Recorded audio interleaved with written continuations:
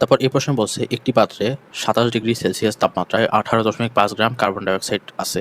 তাপমাত্রা 37 degree Celsius করা হলে কিছু পরিমাণ গ্যাস বেরিয়ে যেয়ে পাত্রের ভিতরে চাপ অপরিবর্তিত থাকে।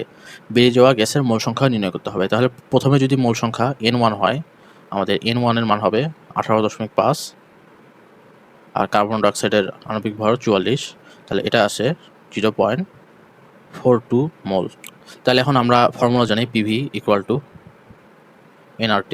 তো এখানে বলা হচ্ছে চাপ অপরিবর্তিত থাকে, তাহলে আমরা এখান থেকে লিখতে পারবো তাপমাত্রা শুরুতে দেওয়া আছে 27 ডিগ্রি সেলসিয়াস, এটা হচ্ছে T1। তাহলে এটা T1 = আমরা লিখতে পারবো 300 কেলভিন, আর এটা হচ্ছে T2, আমরা T2 সমান লিখতে পারবো 310 কেলভিন। তাহলে এখন আমরা এখান থেকে N1 T1 = N2 T2, এখানে যদি মান বসাই তাহলে আমরা N2 এর মান পাবো। N2 এর মান আসে 0.4067 মোল। এখন তাহলে কতটুকু বাইরে বের হয়ে যায়, তাহলে আমাদের ডেল N এর মান বের করতে হবে।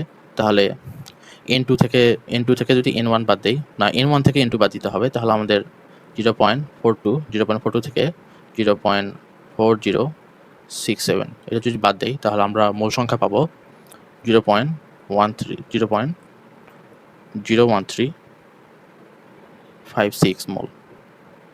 এর মানে এতটুকু মোল হলো বের হয়ে যাবে।